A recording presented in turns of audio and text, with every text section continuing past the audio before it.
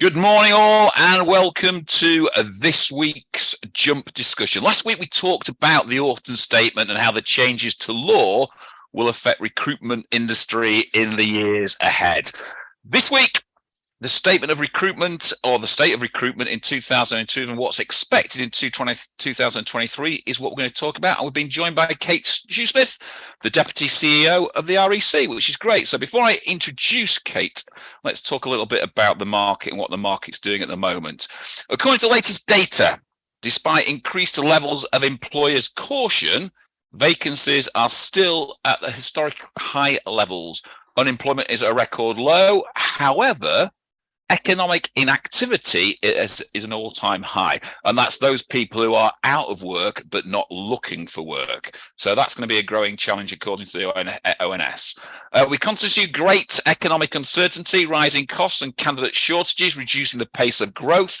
And the last data in October 2022 saw vacancies at 492,000, which is 54% above where they were Jan to March 2020, so pre-COVID basically. So we're also up year on year. So it's a reflection from the ONS that still business is rising and there's lots of people moving that. The quarterly growth, though, fell for the fourth consecutive period with a negative growth of 3.6 in August to October 22. Growth in the average total pay, including bonuses, is 6%, and a growth in regular pay, including bonuses, was 5.7% amongst employees in Jan to September 2022.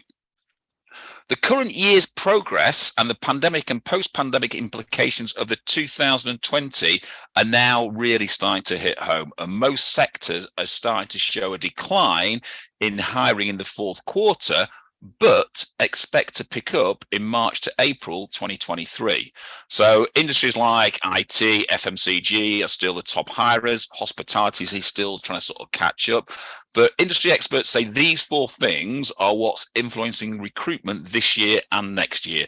The growing demand for digital technical talent, the demand for better talent resources as organizations streamlined, designated, and clear their hiring backlogs, acceptance and ease of remote working globally, and companies across the world are increasing their investment in talent notwithstanding borders. So again, looking at going across borders from there. So recruitment trends for the current year are still sort of showing a low hiring percent or a lower hiring percentage than 2019. And we are now starting to see the right sizing, which means better hiring numbers on a month-to-month ratio. However, since the pandemic, the revenue market in the UK has grown, and in 2022, the recruitment businesses were worth 1.6 billion, and the recruitment placements grew to 16.9 billion. They're saying the recruitment industry is now worth 6 billion in the UK, and that's a growth of 5% year on year. So we've got a lot to be excited about. There's lots going on. The employer market is still, or the employable market is still candidate versus client, and we still remain that, will still remain very high for some time. So as that starts to grow, let's sort of ask some questions of Kate. For those who don't know Kate, as I said, she's the Deputy CEO of the REC. She's been in the REC for 9 years. And before that, she was the Head of Policy and Corporate Affairs for City and Guilds. So Kate, good morning. Thank you for your time and thank you for your expertise. We're also joined by Dave and Paul from Jump. Heather can't be with us today because she's delivering some training. So Kate, I'm going to jump in with, I did say this last week as a simple question. And this week it will generally be a simple question, okay? 2022 for most has been a really enormous year. What do you think will be the defining moment in 2022 for recruitment?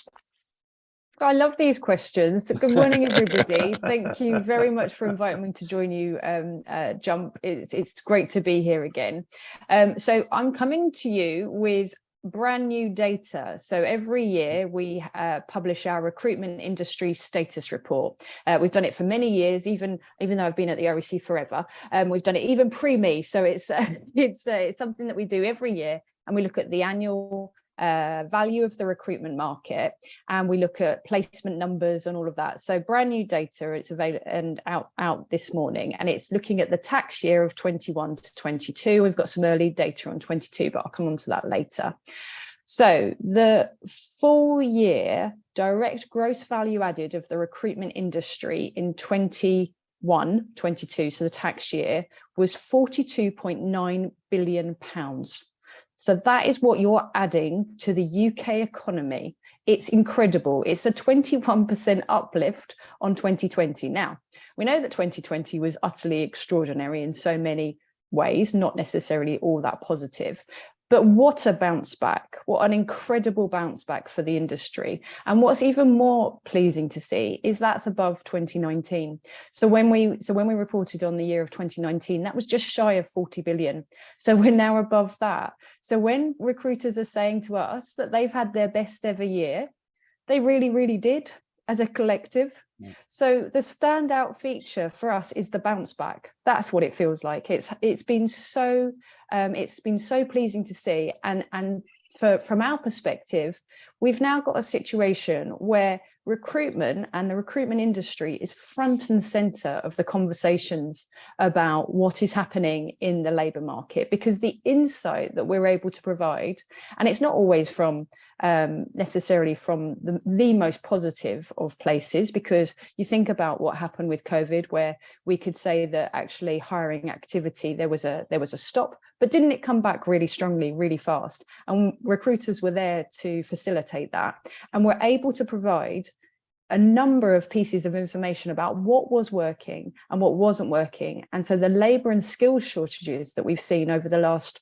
12 to 18 months has put us front and centre of the debate of what's happening in the labour market, but then more broadly in terms of what's happening in the economy. And that's a big seismic shift for us. It's that we're not on the edges of talking about those things. We're at the centre of it now. Guys, you got anything to add to that? Beat that. Well, I mean, I think that's an unbelievable start. And actually, Kate, what you're telling us, I think, although I mean, it's an extraordinary number, isn't it? Just under shy of 43 billion pounds.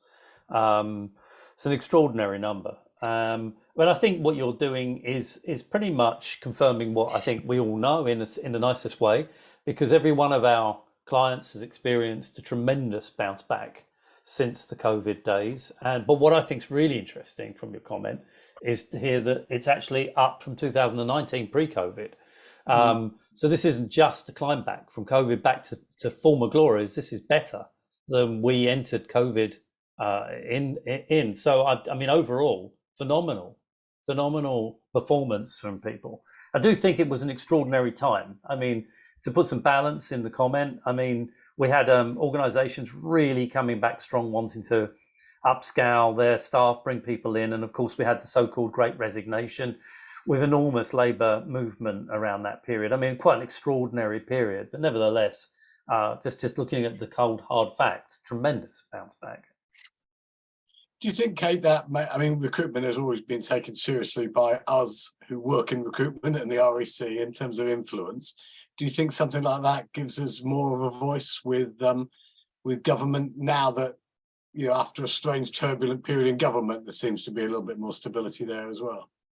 Yeah, it really has, because one of the things that we're aware of is that we're in receipt of information about the jobs market at the very earliest point in time. So if I look at something like our report on jobs monthly survey that IHS Market, who are now owned by S&P, have done for us for 25 years, that always reports on the month just gone in the first week of the month. And so whereas you look at the Office for National Statistics, which Sir Howard was reporting on those official numbers, they're always looking at the quarter before. So they're the official numbers. But the lead indicator numbers that we're getting from Report on Jobs and from our survey data that recruiters are providing is a real insight. And we were able to say in 2021, Paul's absolutely right about the context of what an extraordinary time, and you know, when sometimes we bandy around words like extraordinary a lot, and actually this is the time when it really means it. Is that there's been nothing like it before. We saw such a seismic shift in terms of the jobs market, and we could call it really early. We could say, actually, do you know what we can see? We can see that there's pent-up demand from employers because they've been stopped from hiring for a while. And then we can see that there is changes in how people are approaching the jobs market, the growth in economic inactivity. We were in receipt in recruitment of hearing that really early. People were making different decisions and saying, I'm going to take a step back. I'm going to do something different. And that puts us in a very different place with government, because we had the insight, we had the intelligence, we were saying this is happening.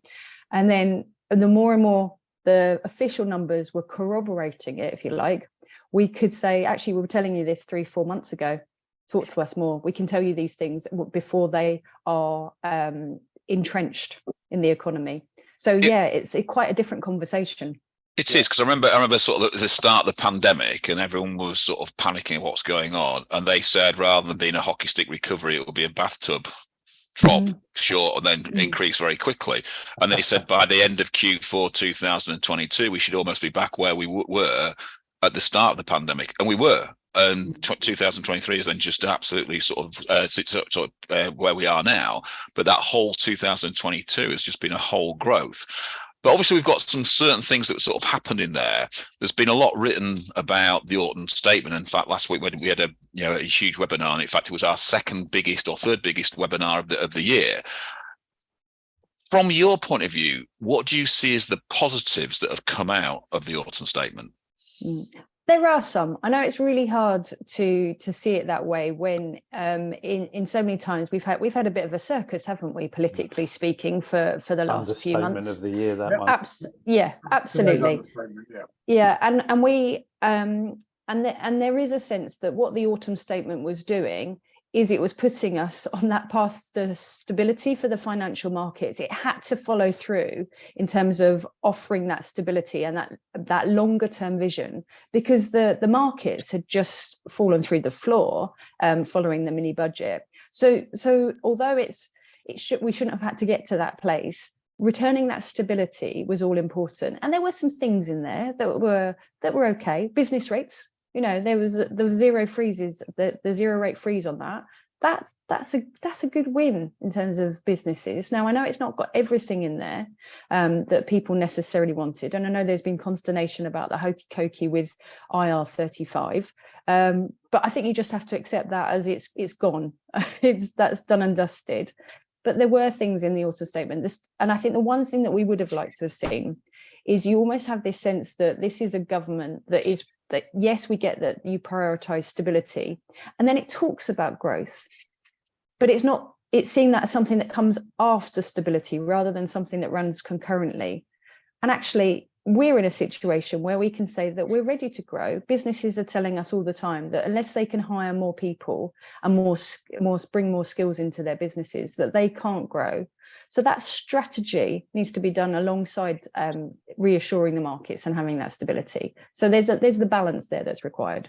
I think it was interesting because we talked about that a lot last week, and we talked about those that had a growth mindset or a growth strategy in 2007 to 2009 and how they actually grew. And if you think about the decoupling of recruitment and the industry as we were the barometer for recession, now no longer that barometer, and if we come in and look at the growth opportunities for recruitment, I think recruitment, besides other industries, has got a huge opportunity to grow in 2023 and beyond. It's an interesting point, Howard. I mean, I think, the other sentiments that we've no doubt talk about 2023 in a minute, but consider that, as we said a moment ago, companies have spent the last 18 months to 2 years trying very hard to bring their staffing numbers up to former levels. In fact, even beyond that point, which is one of the reasons we've seen such a growth period. I think there's a reluctance for most employers to want to sort of downsize. Oh, we lost Kate. I think she's frozen, so she should be coming back in a couple of minutes, I think. Yeah. So I think there's a great reluctance for employers to want to downsize again. And, we've all three of us three guys, and there are lots of people listening, have been through many recessions in the past. And this one doesn't really have those classic signs, the ones that we've seen in the past. We still have this extraordinary number of vacancies bouncing around in various verticals around the country. There is a distinct shortage of candidates in virtually every sector, that's true. Yeah. But there is a huge amount of vacancies still around. And even if they constrict, as they probably will a little bit as we enter this next year, there'll still be plenty of jobs around. So I don't quite see it the way I've seen previous recessions, which is back to your point, Howard. I do think that there's growth opportunities available for forward-thinking, ambitious recruitment companies, perhaps better opportunities than the industry sort of recognises for itself. There you go. You're back, Kate, thankfully. I'm really sorry. Total meltdown of the computer, as happens occasionally, but it's back. Sorted it. Well done. It was funny, Kate, because you were talking about stability and then you left. I'd had enough. She's had enough. 15 minutes is too much. Yeah, it's enough. She's gone. So no, we were saying, Kate, that we think that the classic signs of recessions, as we've witnessed in the past, are not as evident in this current situation as we've seen before. So I think we're going to come back to the point about growth opportunities for the industry and for very ambitious recruitment operators. We think that they're abundant. We do think there's real opportunity to grow next year. Whereas I have to say, in previous recessions, it was kind of batten down the hatches, get through it. I don't see that attitude in with my clients. They're all still of the opinion that there's opportunities to grow next year. Mine are exactly the same. And mine are the same. And I think it's interesting is that the IR35 thing was just a blip. I think most recruitment owners had factored into the fact that we were not going to be any better off with IR35 into their growth for 2021, 22. We all knew it's been coming for a long time in whatever way.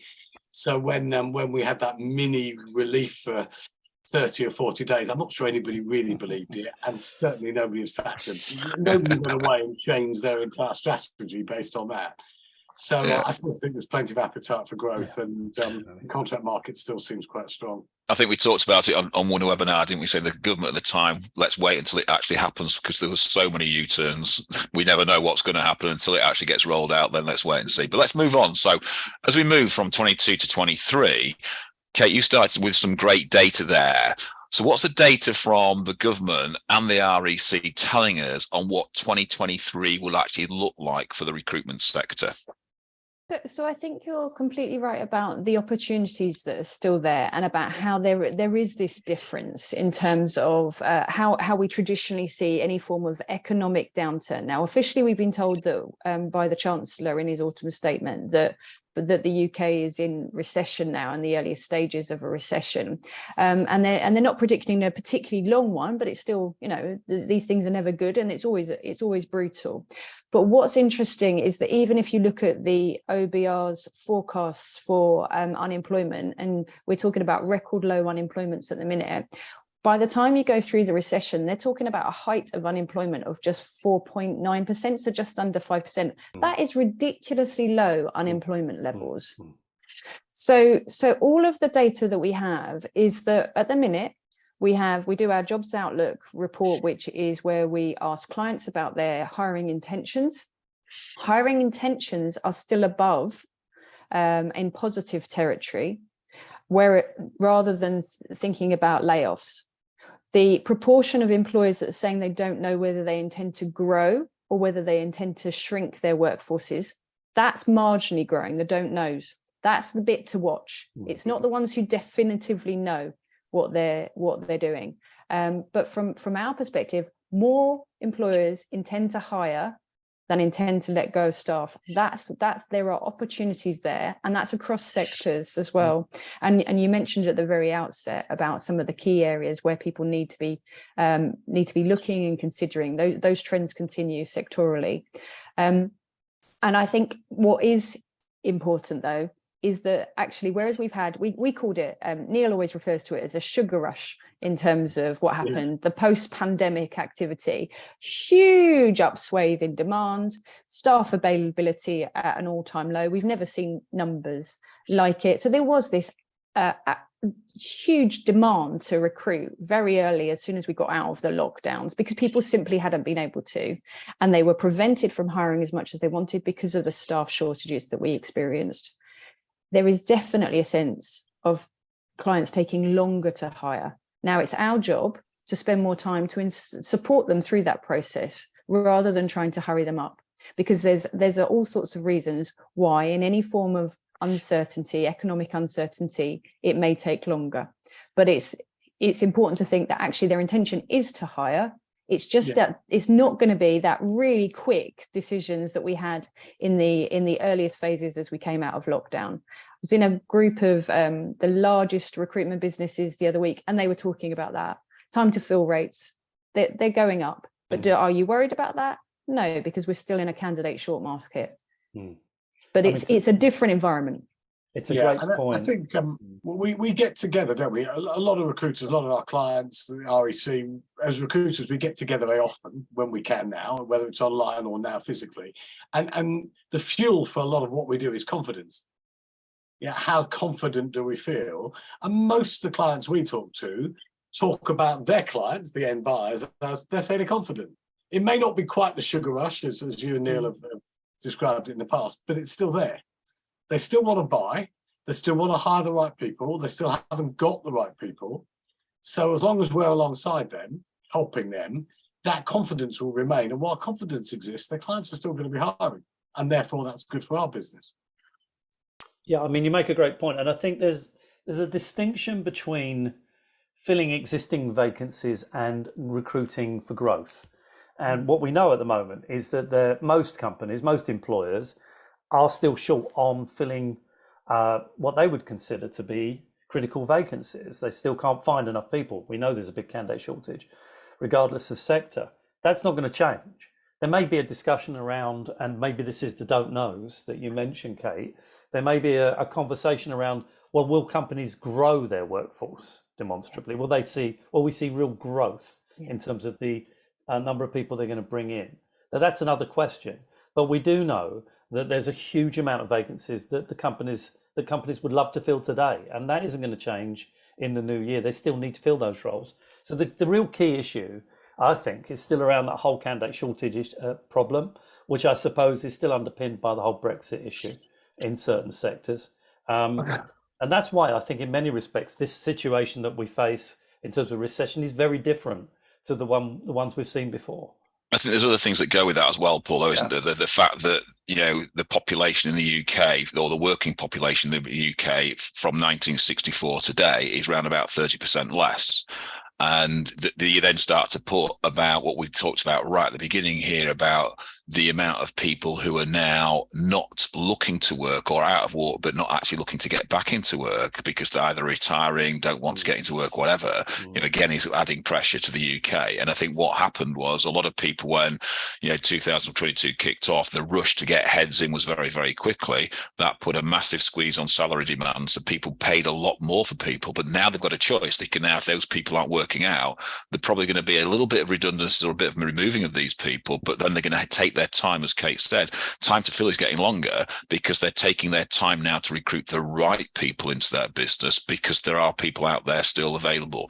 And that's where I think recruitment starts to really come into its own. If you can start to increase the quality of the staff that you're providing to your end client, that's when you start to see a growth in your opportunities, because clients will come back to you ever again. There has to be logic, because if they've been recruiting from all and sundry, which they have been doing, and they've been getting poor services and poor quality of candidates, if you start to provide a quality service and a quality product at the end of the day, you'll start to take market share again. And I think that's where recruitment agencies in 2023 have got to start to look to actually start to take the market on. Yeah, it's taking great candidates to the market, as we've always said. And when we find great candidates, we talk about this constantly. It's about finding, for our clients, the best candidates in the market, not on the market. That's where our value sits. It is, and it's strange that the biggest viewed webinar that we had was 2 weeks ago, which was talking about psychometric testing and profiling to create winning teams. And it was really interesting what that my people had to say, and what Christian had to say on that about how to recruit and what was going on in that recruitment marketplace. And I say that is our biggest viewed webinar outside the REC ones, ever this year. So it's an interesting that, not only are clients looking at that, but recruitment agencies are starting to understand that if they can buy a better service and a better product with more data behind it, because that's the logic bit to create that, trusted advisor, you're providing logic to the reasons why they're using you, then it becomes a whole different ballgame.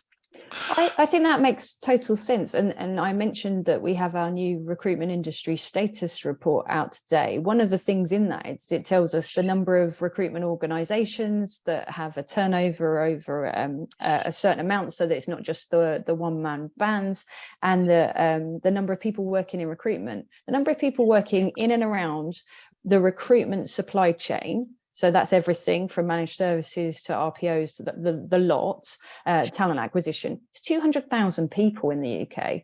I mean, so it's no wonder to me that thinking about how you create that team and how you are ensuring that there is a coherence to that team, and the psychometric testing then as an element of that, because we're having to hire for ourselves as much as anything, as well as working to support clients. And the other thing I'd say is that it's where I've seen real success in terms of the recruitment businesses that are just, they're just storming ahead, is they're not talking to their clients about the simple candidate placement that they're making for one role. They're talking about the overall strategy for that business. What's their people strategy really look like? I think it's back to that old statement, isn't it? That, before we've been hiring on skills, but firing on behaviors. And therefore, if your recruitment strategy evolves around value alignment, will they do the job? Will they want to do the job? Will they go that extra mile to do the job? And then skills, you've got a whole different view of it. And to me, that's always been the premise of building good teams. Have they got the value? Have they got the will? Have they got the skill? The skill you can train. You can't give people the will to do the job or the values to do the job. So you recruit that way around. Here's a question, especially after last night when England scrape through into this next round of the World Cup. No, I'm very angry. There's lots of Welsh people who said, I felt a bit sorry for them last night. It was a bit a sad tinge to the day.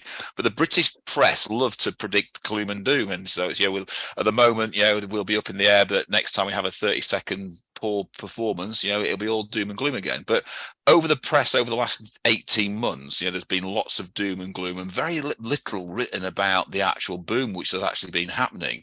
If the REC was a news channel then, Kate, how would you broadcast 2023?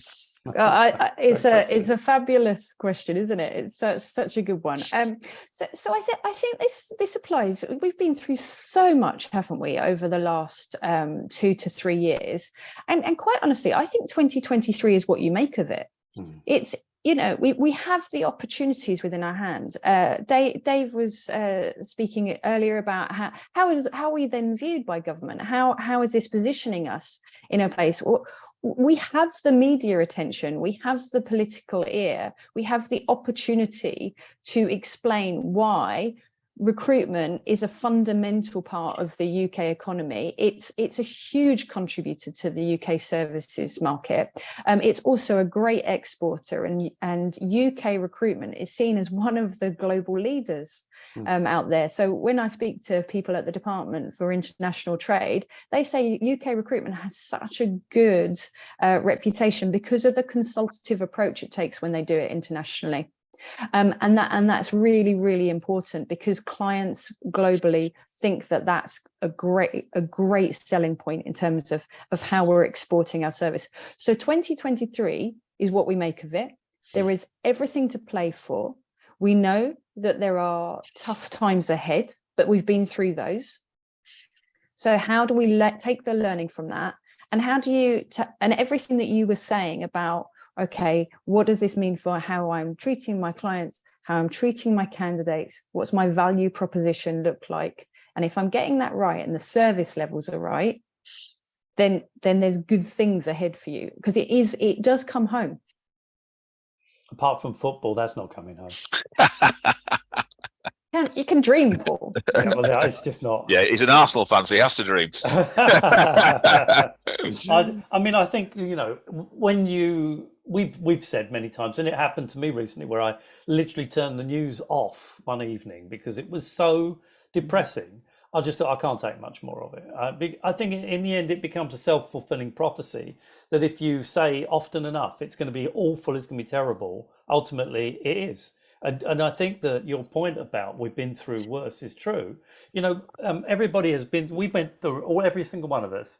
And it's a bit like, is it Dallas when, did it actually happen? Was it a dream? Was that the thing? Some people will remember that. Was it Bobby in the shower? But I think it's a bit like that with COVID. We've all been through that 2-year period, and everyone's saying, well, did it actually happen? Was it something that happened? Because it seems so bizarre, so surreal, but it did happen. And, the market literally fell off the edge of a cliff after Boris's announcement, stay at home, don't leave. We've all been through probably the worst we're ever going to experience. And my sense when I speak to people is they feel, well, I got through that. I managed to get through it. I have this, and now I've collected the strength from that experience. So although, recession isn't great news, we've been through worse, and we know how to manage to ourselves through this period.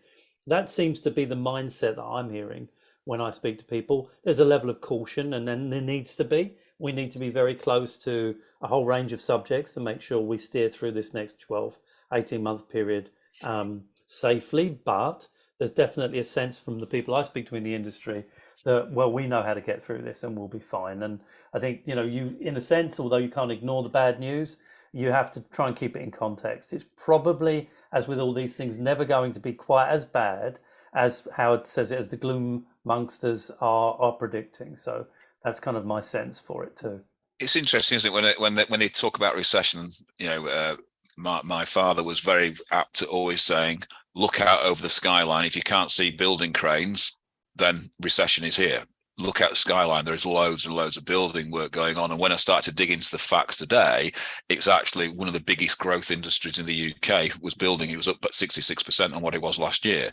So it starts to say that if the builders are carrying on building and prepared to build, then yes, there may be a short recession, but they're not expecting it to be a long or deep recession because they're still building. And when 2008 happened, you watched the all skylines across every city.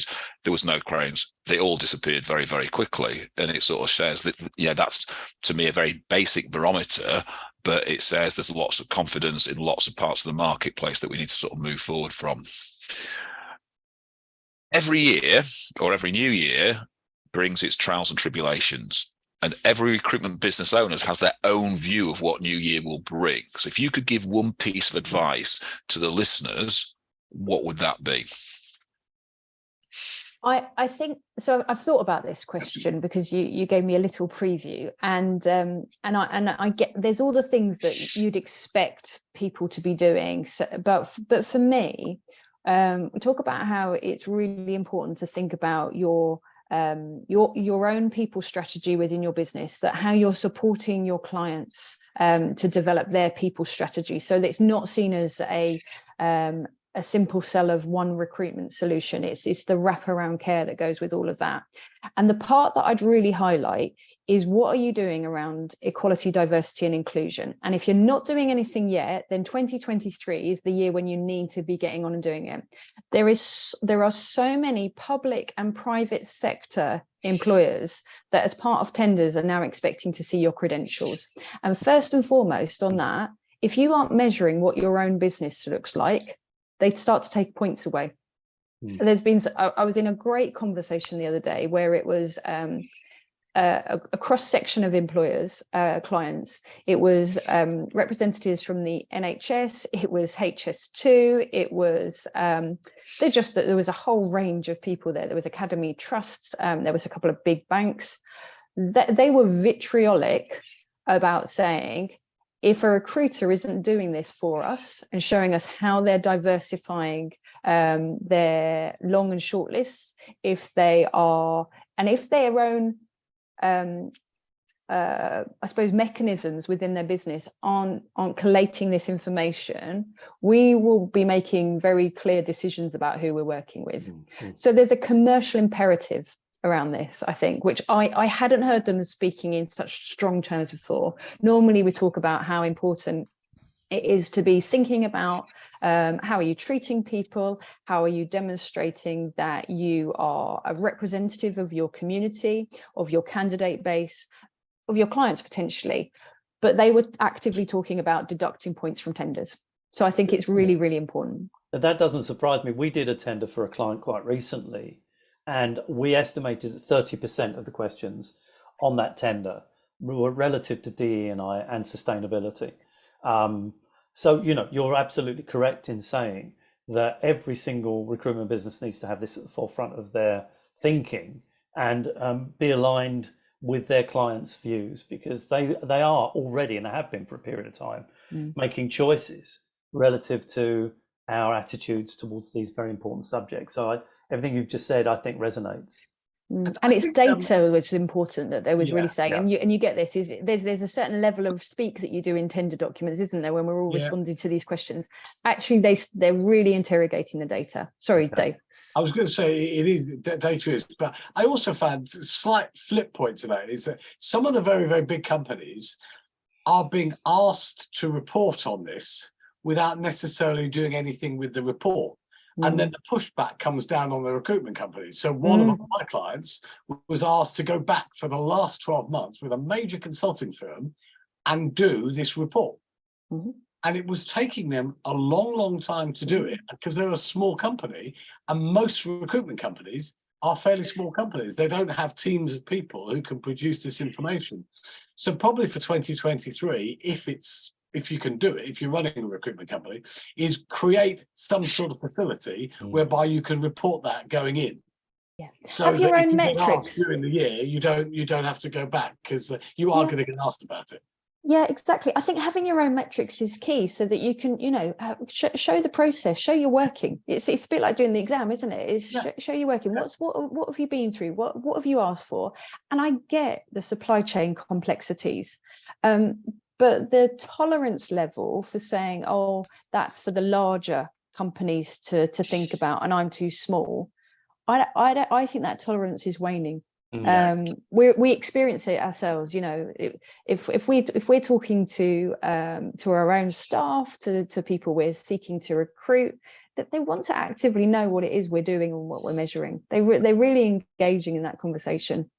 So I think it's important, Kate, for recruitment companies. If you've got 5 people and you're going to hire 7, show how you interview to get the 2. So I think if you can do that, then you've got evidence as well that you're doing it. So I was just going to say, obviously, diversity is going to be a big part of that.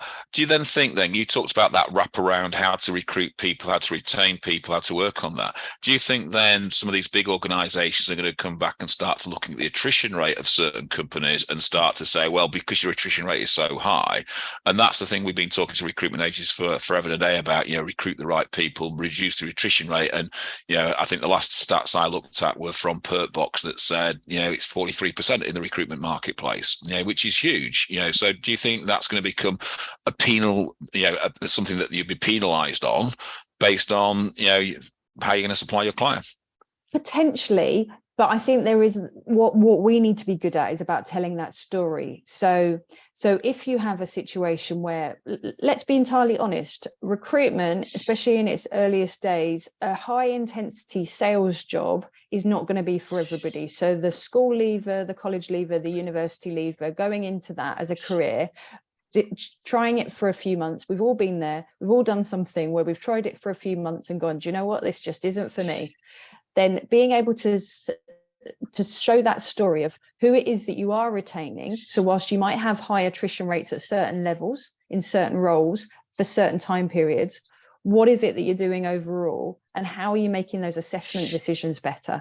So I think you need to be aware of your numbers, really aware of them, but being able to tell the story around them is all important too, because you're not going to be able to influence them straight away. Okay, that's interesting. So last time Neil was on, one of the big takeaways was for the first time that we see the uncoupling of the recruitment industry as a barometer of recession. Is that still the case, or are we definitely now moving away from that? It feels like there's a distinction now. Whereas, so if you look at some of our graphs, I can track client demand, and so in terms of jobs being created and recruitment activity, I can track them against previous recessions. So I can see what happens in around 1999. I can see the 2008, everything falls off a cliff. I can see the double dip in 2012. I can see slight fluctuations. You can see what happens in COVID. It feels like that is shifting and they're widening in terms of, and if you think about what I said earlier, that the OBR is forecasting that unemployment only gets to around 5%, just under 5%. That doesn't feel very recession-like in terms of unemployment numbers at all. So using the jobs market as a weather vane for economic activity we're not in the same place. Every recession is always different. Lots of people say this, but this is different in that it won't be a jobs-led recession. So for us, it's a case of how do we make sure that recruitment is at the forefront of those conversations? Because there will be clients having to make really tough decisions out there about how do they manage a growing cost base, how do they manage inflation, all of those things that are happening to them. How are you alongside them through that? Because actually the likelihood is it's still going to be really difficult to hire. Absolutely. I mean, the whole thing about the candidate shortage, as we mentioned earlier, is that's not going anywhere fast. There was a real pushback from the government a few weeks ago from business community who was saying, relax immigration because we need workers to come in. And you probably all over this, I'm sure, Kate, with various MPs saying absolutely not. So there's a big gap and it isn't going to be dealt with anytime soon. This is where we have the opportunity, where as an industry we have an opportunity to approach candidates, as we said earlier, be very actively looking and engaging with people in the jobs market and presenting those people with the right talents and skill sets to employers going forward. And it is very different, and you said it very well. It's not a jobs-led recession. That is the major difference. We are unlikely to see massive unemployment. As you've said, it's not going to go much higher than the percentage you gave, which was under 5%. So it's a very different situation. In the past, recessions have seen unemployment rates really heading up towards double digits. That isn't the way it's being predicted at the moment. So good. I mean, it's not great. No one wants to be in a recessionary climate. And there's a lot of people out there saying that they think it's going to be a fairly fast bounce back. And I still think that's very likely. But it's certainly not as bad as it was in the past when we've headed into these choppy waters. So I'm going to throw a challenge down to all four of us, and I'm going to give Kate the first opportunity to answer the question. But then I think we should all answer the question, but all have a different view. So the question is this: what would happen if you had a New Year's resolution for the recruitment industry? What would it be, and how would you make it happen? So mine was around the ED&I measuring. So for me, it's about how do you start to think, say, quality, diversity, and inclusion. What is it you're putting out in front of yourself for? What does your own staff look like? And you can do this through anonymous surveys if it needs to. One of the really interesting things that I learned from the NHS last week is when they asked people to proactively declare whether they needed any form of reasonable adjustment. They said it's about 4% of people declared that they had some form of disability, whether that's physical, whether that's mental, across the board. When they asked them to do it anonymously, it turned out it was about 20%. So you don't know what you don't know about your teams and your staff. And actually people are still in this situation where they can be afraid to come forward. So thinking about what you're measuring and thinking about the data that you're collecting, and then thinking about how you use that to inform future decisions is all important going forward. Dave?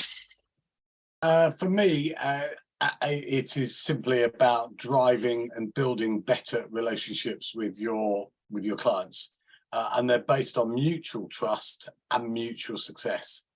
Because I think as the market grows, as more people are placed, even though it's slowing down a little bit, the time to hire is slowing down a little bit, I think those recruitment companies, those agencies that have really strong relationships with a number of significant customers and can demonstrate that, are going to be in a much, much better place. Whatever waves the market goes, whatever way it changes, then you're going to be stronger. And it's always been true that's always about recruitment. The ones with the better relationships get the best results. But I think it's even more true now because we're in this ever turbulent, changing world. Paul? Well, I agree with Dave. There was one of the things I wrote down here as you asked the question, that we need to be super tight to clients, and we've been saying that for a very long time. And to pick up Kate's point, it isn't just about the important thing of putting forward great candidates. It's absolutely about acting as a consultancy to your clients, to really be tight to them, to give them advice about the markets that they're in and about the overall employment and recruitment markets that we know so much about. I would add to that point, not just clients. I think it's being super tight to candidates and importantly, to Kate's point, to our own people. So that old-fashioned, if you like, method of communication is what we need to absolutely engage with. But I'll add to that and say there's a lot of good tech out there at the moment that really, and we come back to small recruitment businesses, let's engage the right tech to help us to free up our time to do the things we do so well, which is to be great communicators. So no, not just any old tech. Check very carefully what you're going to bring in, because it can make expensive mistakes in this area. But use the right tech to engage with your candidates and clients to enable you to free up time to spend a lot more face time, as it were, with the people that make a difference. Dennis, I will come back to your question because we've got a question up there. I like that idea, Paul, on tech. But one thing I always say about tech is that you've got to really invest in the training and development of tech. And I've been using this analogy for a long time. I could go and take my team in my 2005 camper van down to Brands Hatch and meet Lewis Hamilton. I could get in his F1 car and he could get in my camper van. He'd still beat me around the track because he knows how to drive, but I don't know how to drive his car. I don't know how to use all the tech that's in his car. So buying tech is absolutely brilliant, but you've got to be able to use it, and therefore the training and development on there. So the thing that I thought about this when I wrote the question, I thought I'm going to go last here, so I got to think of something. What we talk about building for the future, and I think the biggest thing that my New Year's resolution would be to create a absolute growth mindset within your business, and everyone talk about how they're going to grow and look for the opportunities for growth. I think too many people get drawn into the gloom and doom of the British press and look for recession. And when you start to look for recession, you see it everywhere. We start to look. It was interesting yesterday. I walked through Leeds City Centre yesterday for the first time in a long time. And it was interesting. I started to go, oh, new restaurant, new bar, new shop, new this, etc. But all around were shops that had been closed down. And I started to think, well, actually, I'm looking for the new opportunities that are here, rather than I spoke to my client. She said, oh, God, isn't Leeds depressing? So many things have closed down. And I was thinking, yeah, but so many things have opened up. Look at the opportunities. And I think that's what we've got to think of in the new year. Go in with a positive mindset, go in with a growth mindset, and start to see how you can grow. And I think if you tie those four things together, we can't go too far wrong. So the question, Kate, that's come in from Dennis O'Driscoll was, any thoughts on contractor market in 2023? We're seeing a reduction in the demand, which I think is down to inflation and IR35 mixed messages. What do you see? So what we're seeing at the minute is we're seeing temp billings holding out. Now, they're not at the peak rates we were necessarily seeing in the very early days of the end of lockdown, but we're seeing temp billings holding out. And actually, I think it's mixed depending on where you are in sectorally. One of the things that's probably happening at this time of year, and this is based more on anecdote rather than anything, clients seem to be taking just a bit longer.